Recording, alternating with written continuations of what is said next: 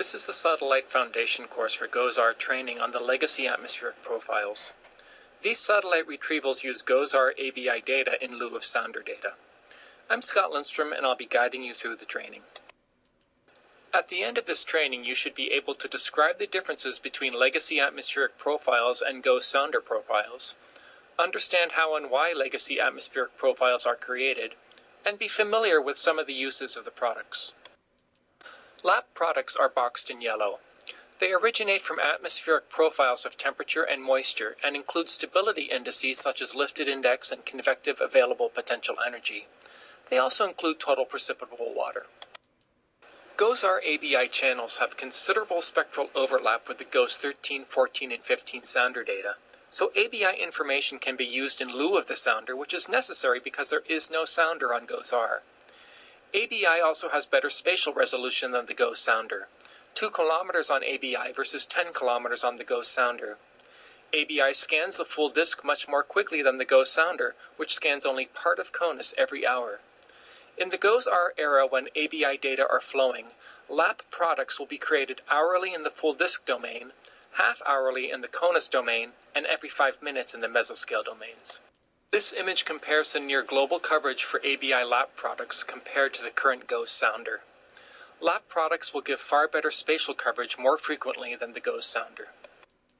This slide depicts the channels present on the GOES-R ABI, on the present GOES sounder, and on the present GOES imager.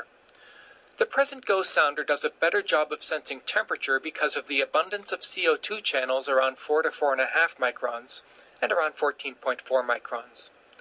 ABI and GOES sounder do have similar moisture sensing channels, as shown here, so moisture retrievals from ABI and the GOES sounder are similar.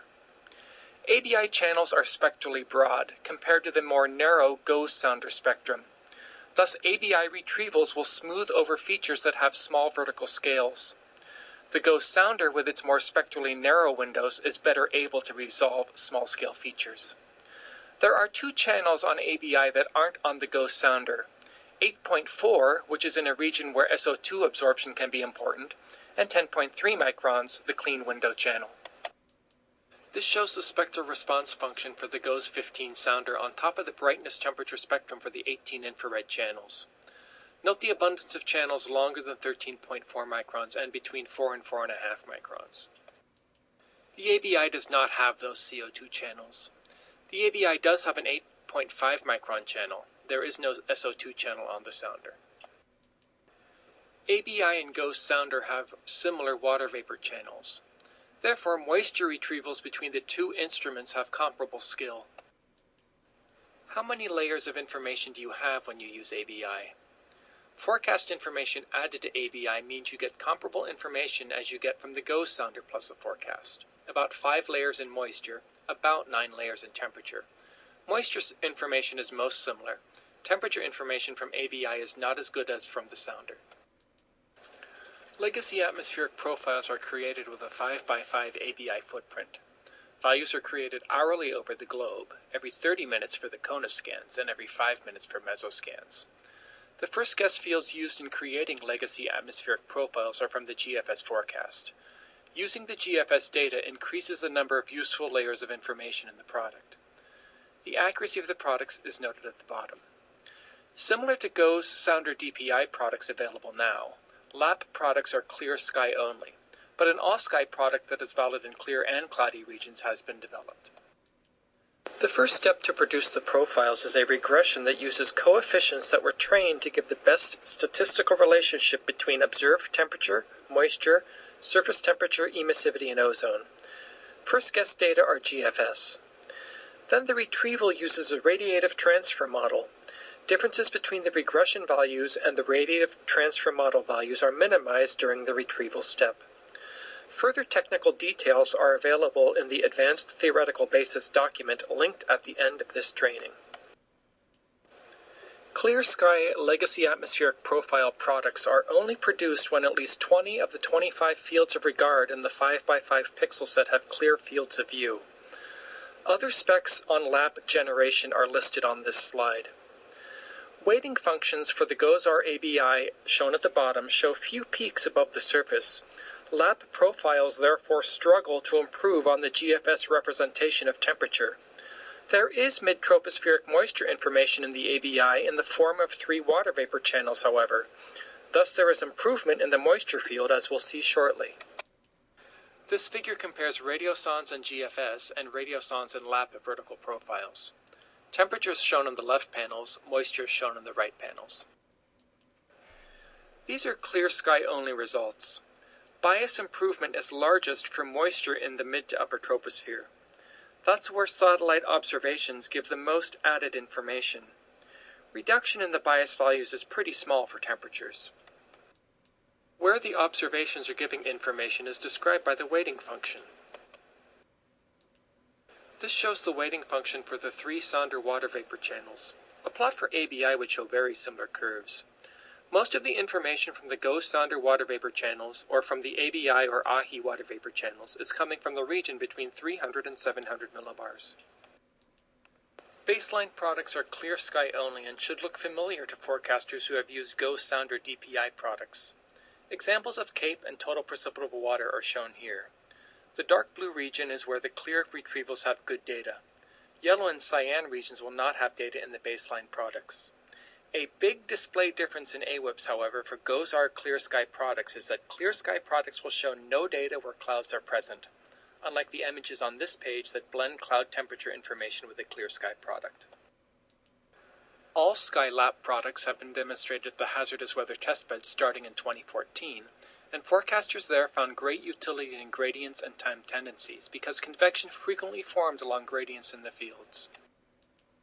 Here's an example with modest convection in a region that is a diagnosed minimum of CAPE, moving toward higher values of CAPE.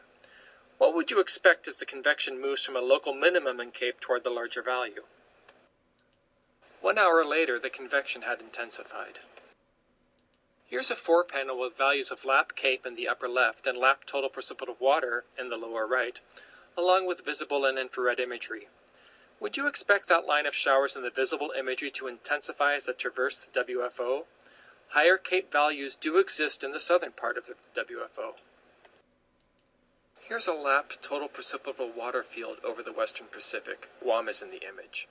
This was derived from Himawari data. This gives you an idea of what the all-sky fields look like and what kind of horizontal resolution is available. Can you infer where GFS data are used or where satellite data are used? This is the 6.2 micron water vapor for the same time. There is much less structure to the water vapor image than in the precipitable water, and you can see generally where the GFS values are used in the regions of deep clouds. What is the source of data in the previous all-sky image? There are 3 cloud type values provided in AWIPS, so you know. 0 is for results from the clear retrieval, shown in purple. 1 is for the results from the GFS, shown in gray, and 2 is for results from the cloudy retrieval, shown in orange. Clear means that at least 20 of the fields of regard have clear fields of view. For baseline clear sky products, data would only be available in purple regions. Compare the cloud type to the visible image above. Cloudy retrieval values are normally confined to regions with very thin cirrus shields that are difficult to view in this particular visible image. This is from the same time as before, but zoomed in considerably. Note Guam in the upper part of the image, and you can see the pixel sizes too. For reference, Guam is at most 19 kilometers wide and 50 kilometers long, so these pixels are around 10 kilometers. There are subtle differences in this blown-up version between cloudy retrievals, clear retrievals, and GFS values, although they're all within about 10% of each other. You can see the faint wisp of the cirrus where the cloudy retrievals are used in this visible image view. Thin cirrus shows up more distinctly in this 11.2 micron image. Here's another example of total precipitable water over the western Pacific. How does it compare to other estimates?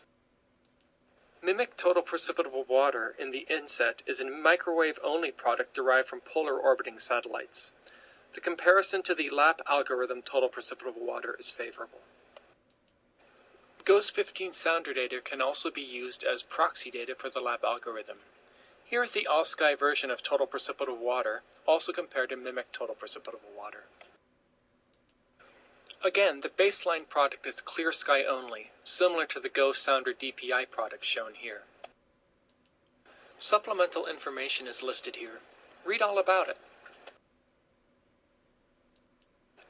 This concludes the Satellite Foundational course for GOES-R on Legacy Atmospheric Profiles. Summary points are listed on this slide. Thank you for listening.